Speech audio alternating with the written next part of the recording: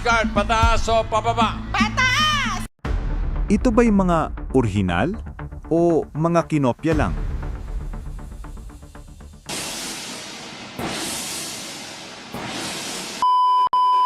Two minutes. Go. Tao. De. Bagay. De. Hayop. De. Lugar. De. Pagkain. Sanib. Ulam. Sa larong Pinoy Henyo, dalawang manlalaro ang magtutulungan. Isa ang tagahula at isa naman ang tagakumpirma ng clue.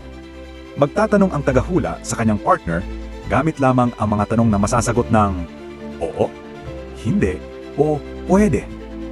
Walang pahiwatig na kilos, walang clue na labag sa salita. Kapag nasagot ng tama, automatic, henyo ka! Here is your first subject. Go. The tree, Santa. Presents. Christmas.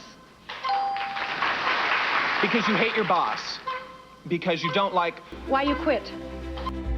Sa $100,000 pyramid, may iconic na pyramid na may 6 na antas ng kategorya. Sa nananalong team, isa ang nagbibigay ng mga clues tungkol sa isang kategorya o bagay, habang ang isa naman ay huhulaan kung ano ang tinutukoy. Bawal sabihin ang mismong salita o kahit anong bahagi nito. Kapag natapos nila ang buong pyramid, panalo sila ng $100,000.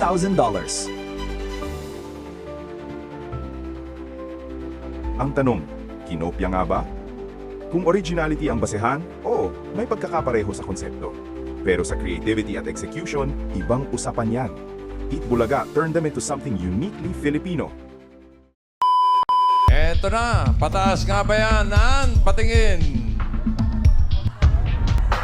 Pataas! Okay. Sa Perafee, pumipili ang hosts ng isang manlalaro mula sa audience. Tapos ipapakita sa kanya ang unang malaking card na hawak ng isa sa mga dancers. Nakatago naman ang mga susunod na cards. Ang gagawin ng manlalaro ay huhulaan kung ang susunod na card ay mas mataas o mas mababa kaysa sa card na kasalukuyang nakalabas. Kada tama niyang hula, maaari siyang manalo o madagdagan ng premium pera.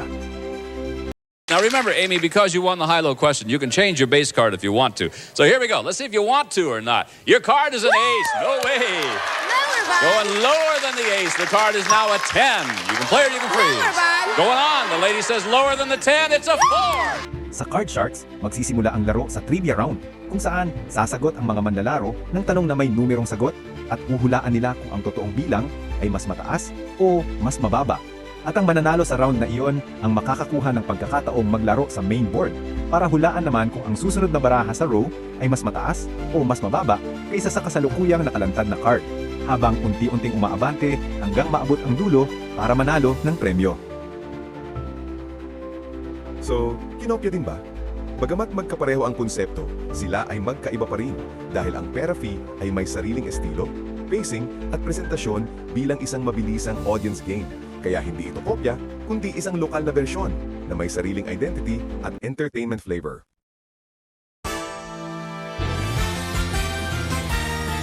Kung gusto mo pa ng mga deep dive sa TV at movie culture, don't forget to like, share, and subscribe sa Real Talk Pinoy. We are Real Talk PH. Dito pinag-uusapan natin ng mga palabas na bumuo ng ating kultura, from real to real.